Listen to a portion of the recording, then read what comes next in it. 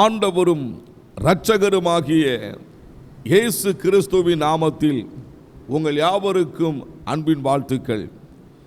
இந்த நாளிலும் கூட தேவனாகிய கர்த்தர் நம்மோடு கூட இடைப்பட்டு நமக்கு நல்வார்த்தைகளை தந்து நிறைவான காரியத்தை காணும்படியாய் தேவன் நமக்கு இரக்கம் செய்ய போகிறார். தேவனுடைய வார்த்தைகள் எப்பொழுதெல்லாம் புறப்பட்டு வருகிறதோ அப்பொழுதெல்லாம் மனுக்குலத்திற்கு மகிழ்ச்சியை ஊட்டுகிற காரியங்கள் காணப்படும்படியாய் தேவனுடைய வார்த்தை அமைந்திருக்கின்றன. இன்றும் தேவனுடைய வார்த்தை சொல்லுகிறது, இழப்பில் தேவனுடைய அதிசயம். இழப்பில் தேவனுடைய அதிசயம். அநேக தேவனுடைய பிள்ளைகள் மனதிலே பல காரியங்களை நினைப்பார்கள். இழப்புகள் வரும்போது ஏன் நிகழ்ந்தது என்று கேட்கக்கூடியவர்கள் உண்டு. இழப்புகள் வரும்போது துயரம் நேரிட்டு விட்டதே என்று சொல்லி புலம்பி தவிக்கக்கூடியவர்கள் உண்டு. இந்த இழப்பான நேரங்களில் தேவனுடைய அதிசயத்தை எதிர்பார்க்க தவறின எண்ணற்ற மக்கள் உண்டு. வேதம் என்ன சொல்லுகிறது?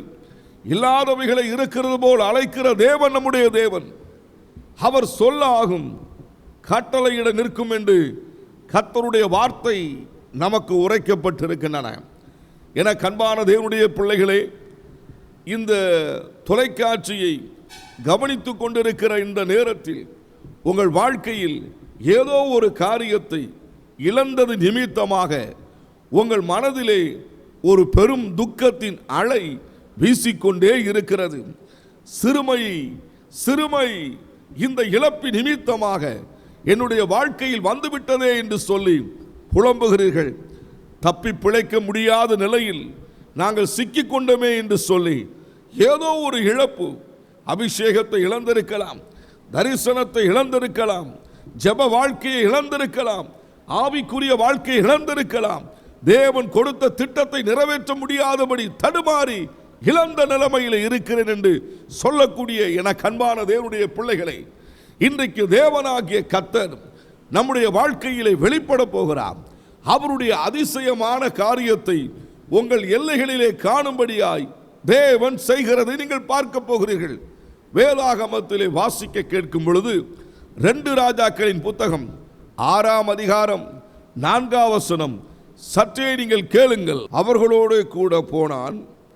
அவர்கள் யோர்தான் நதியருகே வந்தபோது மரங்களை வெட்டினார்கள். இங்கே வாசிக்க கேட்கும் பொழுது, ஒரு நாள் எலிசா தீர்க்கதரிசியினுடைய புத்திரர்கள் எல்லாரும் எலிசாவின் அண்டையில் வந்து சொல்லுகிறார்கள், ஐயா, நாம் இருக்கும் இடம் நெருக்கமாக இருக்கிறது. ஒரு பெருக்கமான காரியத்திற்காக நாங்கள் முயற்சிக்க போகிறோம் என்று சொல்லி எலிசாவிடத்தில் பேசிக்கொண்டார்கள். எலிசாவும் அதை ஒத்துக்கொண்டார். சரி, நீங்கள் விசாலமான காரியத்தை நாடுங்கள், தேடுங்கள், முயற்சி எடுங்கள் என்று அவண்ணமாக கூறுகிறார். அப்பொழுது இந்த காரியங்கள் எல்லாம் நடந்தேறும் போது அவர்கள் தங்களுடைய காரியத்தை தொடங்க நினைக்கும் போது ஒருவன் அதைத்தான் நீங்கள் கவனிக்க வேண்டும். எண்ணற்ற தீர்க்கதரிசியின் புத்திரர்கள் இருந்தார்கள். ஒருவன் மாத்திரம் எலிசாவிடத்தில் கேட்கிறான், ஐயா, நாங்கள் மரங்களை வெட்டும் அந்த காரியங்களை தொடங்குகிற இடத்திற்கு நீர் எங்களோடு கூட வர வேண்டும் என்று அவன் கேட்டுக்கொண்டான். ஒருவன் கேட்டுக்கொண்டான். எலிசா வருகிறேன் என்று ஒத்துக்கொண்டு அங்கே வந்தார். அந்த காரியங்கள் எல்லாம் நடந்து கொண்டு இருக்கும்போது ஒரு காரியம் நிகழத் தொடங்கிவிட்டது. என்ன நிகழ்கிறது? மரத்தை வெட்டினார்கள். உத்தரத்தை வெட்டி கொண்டிருக்கும் போது அந்த மரங்களை வெட்டுகிற அந்த நேரத்தில் ஒருவனுடைய கோடாரி அதை நீங்கள் கவனிக்க வேண்டும். அநேக தீர்க்கதரிசியின் புத்திரர்கள் அங்கே இருந்தார்கள். ஒருவனுடைய கோடாரி, அது நல்ல ஒரு கோடாரி, வெட்டுகிறதற்கு பயனுள்ள ஒரு கோடாரி, சரியான ஒரு கோடாரி, நல்ல ஒரு கோடாரி. நன்கு நீங்கள் கவனிக்க வேண்டும். அந்த கோடாரி பயன் இல்லை என்று சொன்னால் அதை கொண்டு வந்திருக்க மாட்டான். நல்ல கோடாரி தான். சிலர் சொல்லுவார்கள், ஐயா, நன்றாக தான் இருந்தது, நலமாக தான் இருந்தது, அதை பார்க்கும்போது சந்தோஷமாக இருந்தது, இன்றைக்கோ அது பயனில்லாமல் போய்விட்டதே என்று ஏங்கி தவிக்கக்கூடிய எண்ணற்ற மக்கள் உண்டு. என கண்பானவர்களே, ஏதோ ஒரு காரியம் நன்றாக உங்களுக்கு இருந்தது, இன்றைக்கோ அது நன்றாக இல்லாமல் உங்கள் கைகளை விட்டு விலகி போய்விட்டது. அதற்கு பதிலாக ஒரு வேதனையான காரியத்தை நினைத்து நினைத்து நீங்கள் அழுகிறீர்கள். தேவனுடைய வார்த்தை என்ன சொல்லுகிறது? அவரை நோக்கி கூப்பிடுங்கள், அவர் உங்களுக்கு மறு உத்தரவு கொடுப்பார். நல்ல ஒரு கோடாரி, முதலாவதாக நீங்கள் புரிந்து கொள்ள வேண்டும், நல்ல ஒரு கோடாரி தண்ணீரிலே கைகளிலிருந்து நழுவி விழுந்துவிட்ட ஒரு காட்சிகளை பார்க்க முடிகின்றன. இந்த வெட்டுகிற நேரத்தில் பயனுள்ள அந்த கோடாரி இப்பொழுது அவன் கையை விட்டு விலகி போன காட்சியைத்தான் இங்கே பார்க்க முடிகின்றன. முதலாவதாக இந்த கோடாரி எப்படி இருந்தது? நன்றாக இருந்தது. சில சொல்லுவார்கள், நல்லா ஜெபித்தாங்க பிரதர், நல்லா இருந்தாங்க பிரதர், நல்லா இருந்துச்சு பிரதர். இப்பொழுதோ அது இல்லை பிரதர், அது இல்லை. என கண்பான தேவனுடைய பிள்ளைகளே, எதையோ ஒன்று நீங்கள் சொல்லுகிறீர்களா? தேவனாகிய கர்த்தர் உங்களுடைய விண்ணப்பத்தை கேட்டு உங்களுக்காக அவர் கிரியை செய்ய வல்லமை உள்ளவர் என்பதை மறந்து விடாதீர்கள்.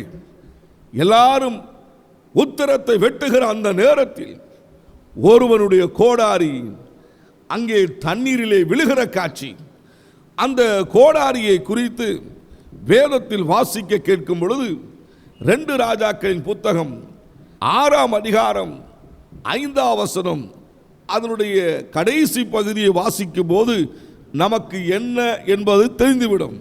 சற்றே நீங்கள் கவனியுங்கள். ஐயோ என் ஆண்டவனே, அது இரவலாக வாங்கப்பட்டதே என்று கூவினான்.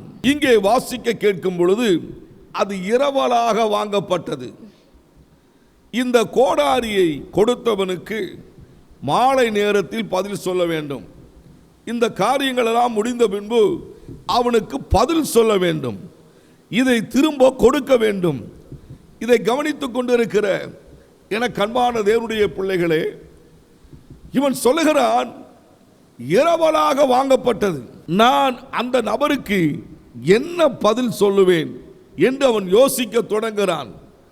தனக்கு நேரிட்ட சோகமான நேரத்திலும் அவன் துவண்டு போகாதபடி அந்த இடத்தில் கூவுகிற காட்சி நன்கு நீங்கள் கவனிக்க வேண்டும். பயனுள்ள ஒரு கோடாரி பயன்படுத்தப்பட்டது, ஆனால் அது இரவலாய் வாங்கப்பட்டது. சரி, அந்த இரவலாய் வாங்கப்பட்ட கோடாரியானது தரையிலே விழுந்திருந்தால் எடுத்துக்கொள்ளலாம். ஆனால் அது யோர்தானின் தண்ணீரிலே வீழ்ந்து விட்டது. வீழ்ந்த கோடாரியானது மறைந்து விட்டது. இவனால் அளத்தான் முடிந்ததை தவிர அந்த கோடாரியை வெளியே கொண்டு வர முடியவில்லை. சில தேவனுடைய பிள்ளைகள் சொல்வார்கள், என்னால் ஜெபிக்கத்தான் முடிந்தது, மற்ற எந்த ஒரு காரியத்தை என்னால் செய்ய இயலவில்லை என்று சொல்வார்கள். இவன் கூவுகிறான், ஐயோ இது இரவலாய் வாங்கப்பட்டது. அந்த வேதனையான வார்த்தை எல்லாரும் சுற்றி பார்க்கிறார்கள். நம்மோடு கூட வந்தவன் இவன் அழுகிறானே, என்னப்பா நிகழ்ந்தது என்று அநேகரை கவனித்துக் கொண்டிருக்கிறார்கள். என கண்பான தேவனுடைய பிள்ளைகளே, எல்லாரும் உத்தரத்தை வெட்டி கொண்டிருந்தார்கள். ஆனால் இவனுடைய கோடாரி மட்டும்தான் தவறி தண்ணீரிலே வீழ்ந்ததாக தேவனுடைய வார்த்தை சொல்லுகிறது. சில தேவனுடைய பிள்ளைகள் சொல்லுவார்கள், ஐயா எங்கள் குடும்பத்தில் தான் இந்த சோதனை, எங்கள் வாழ்க்கையில் தான் இந்த போராட்டம், எங்களுக்குத்தான் இப்படிப்பட்ட துயரமான காரியங்கள், நாங்கள் தான் இந்த வேதனையான பாதையிலே கடந்து செல்லுகிறோம் என்றெல்லாம் சொல்லக்கூடியவர்கள் ஒன்று. இன்றைக்கு ஆண்டவராகிய தேவன் உங்களுடைய கைகளை பிடித்து சொல்லுகிறான், நான் உங்களை அறிந்திருக்கிறேன், உள்ளங்கையில் வரைந்து வைத்திருக்கிறேன், கண்ணின் மணியை போல் காக்கிற தேவன், இஸ்ரவேலை காக்கிற தேவன், உறங்குவதும் இல்லை தூங்குவதும் இல்லை என்று தேவனுடைய வார்த்தை சொல்லுகிறது. இப்படிப்பட்ட அதிசய தேவன் இருக்கும்போது நாம் ஏன் மறைந்து போன காரியத்தை குறித்து, இழந்து போன காரியத்தை குறித்து அழுது அழுது நின்று கொண்டிருக்கிற உள்ளமே, இன்றைக்கு உங்களுக்கு ஒரு நம்பிக்கை வரட்டும். எனக்கு ஒரு தேவன் உண்டு, எப்படியும் அதை திரும்ப கொடுப்பார், இழந்தவைகளை நான் காண்பேன் என்று நம்பிக்கை எழட்டும். சரி, இந்த கோடாரி தரையில் விழவில்லை, தண்ணீரிலே வீழ்ந்து விட்டது. இப்பொழுது எலிசா தீர்க்கதரிசியிடத்தில் அவன் ஓடி வருகிறான். மூன்றாவது அந்த கோடாரியை கேட்கிறான். யார்? எலிசா தீர்க்கதரிசி. நன்கு நீங்கள் கவனிக்க வேண்டும். இந்த கோடாரியை எலிசா தீர்க்கதரிசி விசாரிக்கிறார். எங்கே வீழ்ந்தது? எங்கே அது வீழ்ந்தது? தேவனுடைய வார்த்தை சொல்லுகிறது. 2 ராஜாக்களின் புத்தகம் 6ஆம் அதிகாரம் 5ஆம் வசனத்தில் வாசிக்க கேட்கும் பொழுது இந்த கோடாரி விசாரிக்கப்படுகிறதை நாம் பார்க்க முடியும். தேவனுடைய மனுஷன் அது எங்கே வீழ்ந்தது என்று கேட்டான். இந்த கோடாரியை 3வது நிலையில் விசாரிக்கப்படுகிற ஒரு கோடாரி. இந்த கோடாரியை விசாரிக்கிற அந்த காட்சிகளை சற்று நீங்கள் கவனித்து பாருங்கள். அவன் கேட்கிறான், எங்கே வீழ்ந்தது? சில தேவனுடைய பிள்ளைகள் நம்முடைய வாழ்க்கையிலே நடந்த காரியத்தை தேவனிடத்தில் சொல்ல வேண்டும். இல்லை, தேவனுக்கு தெரியும், எலிசா தீர்க்கதரிசிதான், அவருக்கு எல்லாமே தெரியும். பள்ளி அறையிலே பேசுகிற காரியத்தை இஸ்ரவேலின் ராஜாவுக்கு அறிவிக்க முடியும். ஆனால் இவனுடைய கோடாரி எங்கே விழுந்தது என்பது எலிசா தீர்க்கதரிசிக்கு தெரியும். ஆனால் எலிசா தீர்க்கதரிசி அவரிடத்தில் கேட்கிறான், எங்கே வீழ்ந்தது? சில நேரங்களில் நாம் தேவனிடத்தில் ஒத்துக்கொள்ள மாட்டோம், தேவனிடத்திலே சொல்ல மாட்டோம், மறைக்க முயற்சிப்போம். ஐயா, வாழ்க்கையில் விழுகைகள் வரலாம். ஆனால் ஆண்டவருடைய சமூகத்தில் மனங்கசந்து அழுந்து ஒரு முற்றுப்புள்ளி வைத்து தேவனுடைய சமூகத்தை தேடும்போது நிச்சயமாய் கர்த்தர் நமக்கு நலமானதையும் நிறைவானதையும் கொடுக்கத்தான் செய்வார். எங்கே வீழ்ந்தது? இதை குறித்து வேதத்தில் வாசிக்க கேட்கும் பொழுது, இஸ்ரவேல் ஜனங்கள் கானானுக்கு பயணம் தொடங்கின அந்த நாளில் மாபெரும் அதிசயங்களை பார்த்தார்கள், அற்புதங்களை பார்த்தார்கள், தேவனுடைய செயலை கவனித்தார்கள். ஆனால் ஆயி பட்டணத்திற்கு வந்தபோது இஸ்ரவேல் வீழ்ந்தார்கள், இஸ்ரவேல் அழுதார்கள், இஸ்ரவேல் ஜனங்கள் புலம்பினார்கள். மாபெரும் துயரம், துயரம், துயரம். அந்த துயரத்திலே சிக்கிக் கொண்டிருந்த அந்த நேரத்தில் யோசுவா ஒவ்வொன்றாய் விசாரிக்கிறார். யார், எந்த கோத்திரத்தான், எந்த குடும்பத்தான் என்பதை விசாரித்து கண்டுபிடிக்க வேண்டியதாக இருந்தது. என கண்பான தேவனுடைய பிள்ளைகளே, பல நேரங்களிலே தேவனிடத்தில் எல்லாவற்றையும் சொல்லிதான் ஆக வேண்டும்.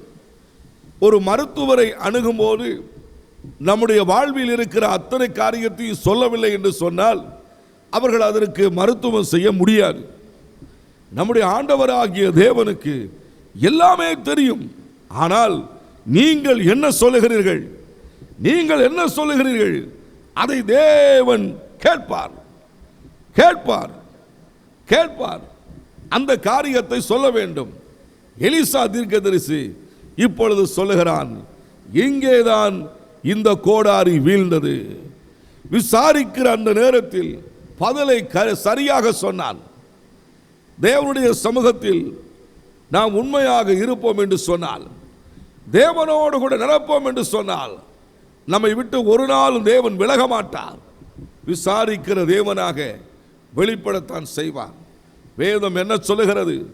அவர் நம்மை விசாரிக்கிறவர் ஆனபடியால் என்று தேவனுடைய வார்த்தை சொல்லுகிறது. இந்த உலகில் யாரும் நம்மை விசாரிக்கவில்லை என்று நீங்கள் பாரப்படாதீர்கள். உங்களுக்கு ஒரு தேவன் இருக்கிறார். இவனுடைய கோடாலி தண்ணீரிலே மூழ்கிற போது எலிசா தீர்க்கதரிசி விசாரித்திருப்பார் என்று சொன்னார்.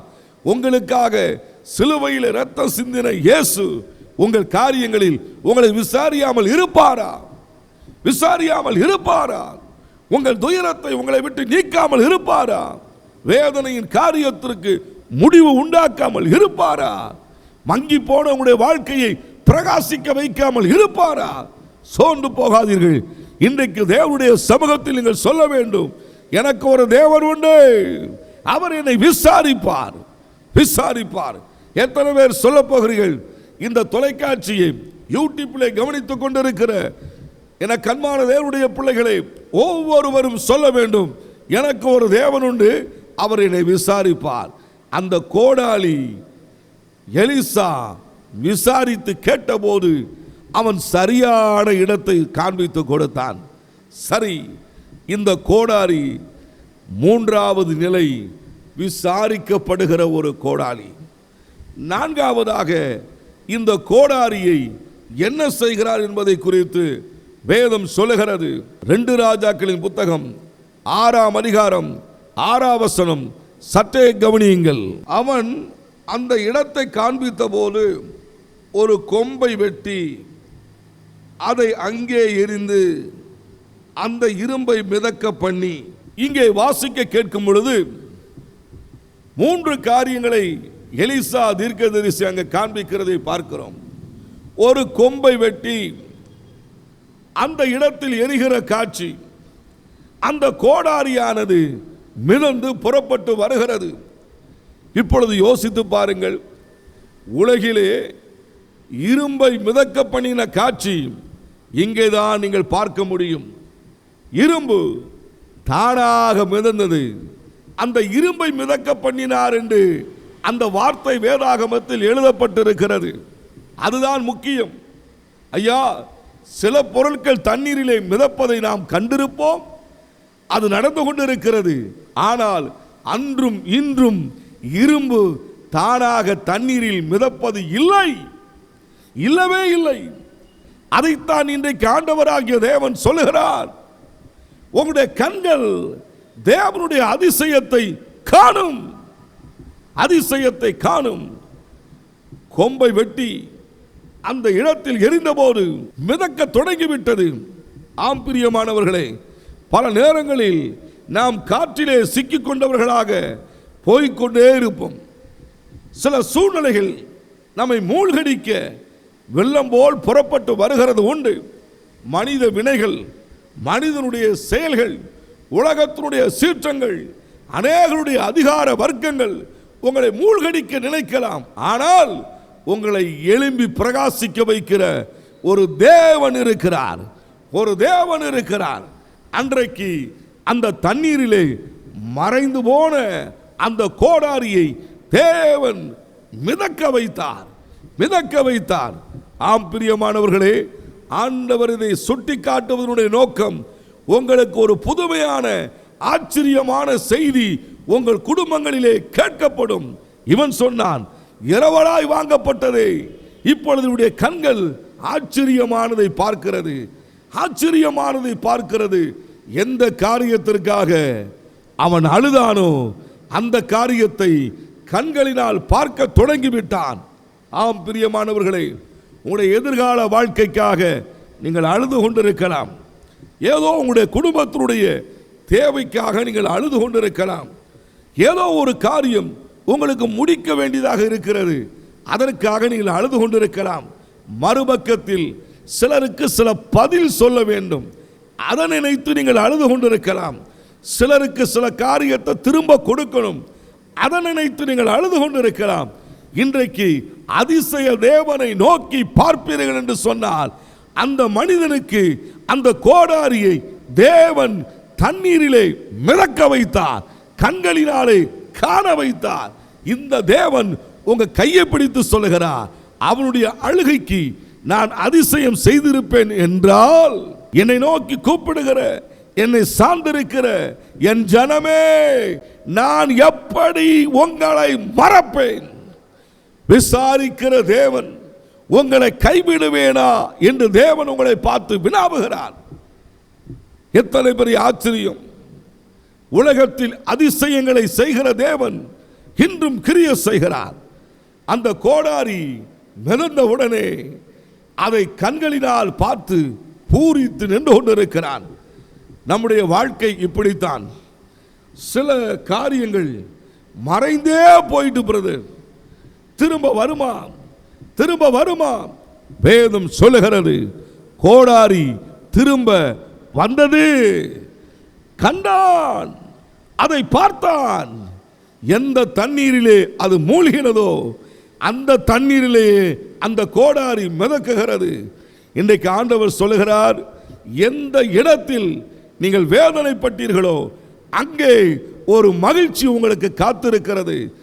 எந்த இடத்தில் துயரப்பட்டீர்களோ அங்கே தேவனுடைய வல்லமையின் செயல் வெளிப்படுகிறதை காணப்போகிறீர்கள்.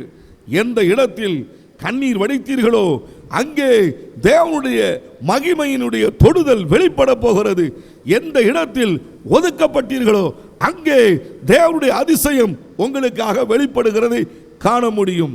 இவனோ தன் கண்களினால் அந்த கோடாரியை கண்டான். முதலாவதாக சொன்னான், வெட்டினேன், வெட்டும் போது வீழ்ந்தது, வீழ்ந்த கோடாரி மறைந்து போனது, மறைந்து போன கோடாரி திரும்ப காணப்பட தொடங்கிவிட்டது. சரி, இப்பொழுது இந்த கோடாரி அடுத்த நிலைக்கு எடுத்து செல்லப்படுகிறது. வேதத்தில் வாசிக்க கேட்கும் பொழுது 2 ராஜாக்கள் 6:7 சற்று கவனியுங்கள். அதை எடுத்துக்கொள் என்றான். அப்படியே அவன் தன் கையை நீட்டி அதை எடுத்துக்கொண்டான். இப்பொழுது துயர நேரத்தில் இருந்தவனுக்கு ஒரு செய்தி அவன் காதுகளில் வருகிறது. எப்பா, அதை நீ எடுத்துக்கொள், அதை நீ எடுத்துக்கொள். இப்பொழுது என்னுடைய மனதிலே ஒரு மகிழ்ச்சி. பார்த்தான். பார்த்து கொண்டே இருக்கும்போது தன் கைகளை நீட்டி அதை எடுக்கும்படியாக அவன் அருகில் அந்த கோடாரி கடந்து வந்தது. அந்த கோடாரி அவன் அருகில் கடந்து வந்தது. ஆம் பிரியமானவர்களே, சில காரியங்கள் உங்கள் எல்லைகளை விட்டு தூரமாய் போய்விட்டது என்று நினைக்கிறீர்களா? அது உங்கள் கைக்கு திரும்ப கிடைக்க வேண்டும் என்று சொன்னால் அதிசய தேவன் நமக்கு தேவை. அற்புதங்களை செய்கிற தேவன் நமக்கு தேவை. நம்முடைய தேவன் மட்டும்தான் இப்படிப்பட்டதான அதிசயங்களை செய்கிறார். அன்றைக்கு எந்த கையிலிருந்து கோடாரி விலகினதோ அதே கைக்கு அந்த கோடாரி எடுத்துக்கொள்ளும்படியான ஒரு வாய்ப்பு கொடுக்கப்படுகிறது. எந்த கோடாரி நிமித்தமாக அழுது நான் இந்த கோடாரியை வாங்கிய நிமிடத்தில் என்ன பதில் சொல்லுவேன் என்று அவன் யோசித்துக் கொண்டிருந்த போது நல்ல பதிலை சொல்லும்படியாகவும் திரும்ப அவன் கையிலே அந்த கோடாரியை கொடுக்கும்படியான பாக்கியம் கிடைத்தது. சற்று யோசித்து பார்த்து, இன்றைக்கு ஆண்டவராகிய தேவன் நம்முடைய வாழ்க்கையிலே இப்படித்தான் அதிசயங்களையும் அற்புதங்களையும் அவர் செய்கிறவர். அந்த கோடாரி மிதக்கிறது, அவன் கிட்டே கடந்து வருகிறது. கொஞ்சம் யோசித்து பாருங்கள். அது கிட்டே வருகிறது. தன் கையை நீட்டி எடுத்துக்கொண்டான். சிரமப்பட்டு எடுக்கவில்லை, கையை நீட்டி எடுத்துக்கொண்டான். அவ்வளவு அதிகமாக தேவனுடைய செயல் அவன் கிட்டே கொண்டு வந்து நிறுத்துகிறது. இப்பொழுது யோசியுங்கள், தேவனாகிய கர்த்தர் நமக்காக செயல்படுவார் என்று சொன்னா அது நம்ம கிட்ட தானா வரும். அது நம்ம கிட்ட தானாக வந்துவிடும். நம் அருகிலே அது வருகிறதை காண முடியும். அது ஆச்சரியமாக எல்லாருடைய கண்களுக்கும் தெரியத்தான் செய்யும். ஆண்டவராகிய தேவன் அற்புதங்களையும் அதிசயங்களையும் செய்கிறார். இந்த கோடாரி நல்ல கோடாரி. இரண்டாவது இரவலாக வாங்கப்பட்ட கோடாரி. மூன்றாவது வீழ்ந்த கோடாரி. நாலாவது விசாரிக்கப்பட்ட கோடாரி. ஐந்தாவது மிதந்து வந்த கோடாரி. ஆறாவது தன் கையிலே கிடைத்த கோடாரி. என கண்பான தேவனுடைய பிள்ளைகளே, அதே அதிசயத்தை தேவன் இன்றைக்கும் செய்ய வல்லமை உள்ளவர். இன்றைக்கும் செய்ய வல்லமை உள்ளவர். எத்தனை பேர் விசுவாசிக்கிறீர்கள்? ஒருவேளை ஏதோ ஒரு காரியத்தை குறித்து நீங்கள் அழுது கொண்டே இருக்கலாம். அது ஆனந்த களிப்பாக மாறுவதற்காக அதிசய தேவன் உங்களுக்காக வெளிப்பட போகிறார். கைகளை தட்டி ஒரு அதிசய தேவன் உங்களுக்காக வெளிப்பட போகிறார். தேவனுடைய மகிமையின் செயலை நீங்கள் காணப்போகிறீர்கள். தேவனுடைய அற்புத வல்லமையை நீங்கள் பார்க்க போகிறீர்கள். அன்றைக்கு அந்த நபருக்கு நான் என்ன பதில் சொல்லுவேன்? இரவலாய் வாங்கப்பட்ட கோடாரி. நல்ல ஒரு பதில் தேவனாகிய கர்த்தர் தம்முடைய வல்லமையினால் செய்து முடித்தார். இந்த தொலைக்காட்சியை கவனித்துக் கொண்டிருக்கிற சில தேவனுடைய பிள்ளைகள், இவங்களுக்கு என்ன பதிலை நாங்கள் சொல்ல?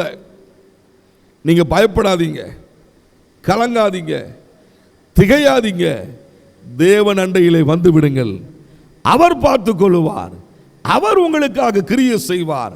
அவருடைய வல்லமை வெளிப்படும். இப்பொழுது நான் உங்களுக்காக ஜெபிக்க போகிறேன். என்னோடு கூட இணைந்து ஜெபிப்பீர்களா? நாம் ஜெபம் செய்வோம். பரலோக பிதாவே, நாங்கள் உம்மை ஸ்தோத்தரிக்கிறோம். ஆண்டவரே, உம்முடைய குமாரனாகிய இயேசுவின் நாமத்தினாலே நாங்கள் ஜெபிக்கிறோம். இப்பொழுதும் கூட கர்த்தாவே, என்னோடு கூட இணைந்து ஜெபிக்கிற ஒவ்வொருவரையும் கர்த்தர் நினைத்தருளுங்கப்பா. காரியங்களை வாய்க்க பண்ணுகிறவரே, இழந்ததை திரும்ப கொடுக்கிறவரே, இப்பொழுது இவர்கள் மகிழ்ச்சியானதை கண்டு உம்முடைய நாமத்தை மகிமைப்படுத்த கர்த்தர் உதவி செய்யுங்கப்பா. வேதனைகள் எல்லாம் மறையட்டும். இவர்களுக்கெல்லாம் என்ன பதிலை சொல்ல போகிறோமோ என்று சொல்லி சில பாரமான காரியங்களை எண்ணி என்னோடு கூட இணைந்து ஜெபிக்கிற ஒவ்வொருவரையும் நினைத்தருளுங்கப்பா. விசாரிக்கிற தேவனே, இவர்களை விசாரித்து இவர்களுக்கு அற்புதம் செய்ய வேண்டும் என நாங்கள் ஜெபிக்கிறோம். மறைந்தவர்கள் கண்களினால் இனி அதை இவர்கள் பார்க்கட்டும், பிரகாசிக்கட்டும். அநேகருக்கு இவர்கள் ஆசீர்வாதமாக இருக்கட்டும். உம்மோடு கூட நிலைத்திருக்கட்டும். தேவனே, துயரத்தில் ஒதுங்கி விடாதபடி, துயரத்தில் விலகி விடாதபடி உம்முடைய சமூகத்தை நாடி வர இவர்களுக்கு கர்த்தர் கிருபை செய்யுங்கப்பா. இவர்களை கர்த்தர் ஆசீர்வதிங்க. உம்முடைய கிருபையினாலும் இரக்கத்தினாலும் இவர்களை நிரப்புங்கப்பா. எல்லா வியாதி பலவீனங்கள், எல்லா போராட்டத்தின் ஆவிகள், வீணான குழப்பங்கள் முற்றிலும் முடிவுக்கு வரட்டும். தேவனுடைய அதிசய வல்லமை இவர்களை ஆசீர்வதிக்கட்டும், விடுதலையாக்கட்டும், பெரிய காரியங்களை காண செய்யட்டும். இவருடைய துயரங்கள் எல்லாம் மறையட்டும், மகிழ்ச்சி பொங்கட்டும். இயேசுவின் நாமத்தில் இவர்களை ஆசீர்வதித்து ஜெபிக்கிறோம் நல்ல பிதாவே. ஆமேன், ஆமேன், ஆமேன். எங்கள் முகவரி பிரதர் கே செல்வம், இயேசுவின் வெற்றி ஊழியம், 1E கீழ் 280, போல்பேட்டை மேற்கின் தொடர்ச்சி, Meelavittan road, Thoothukudi. Our contact Brother K. Selvam, Victory of Jesus Ministry, 1E bar 280, Bolpete West, Meeravitan Road, Thoothukudi.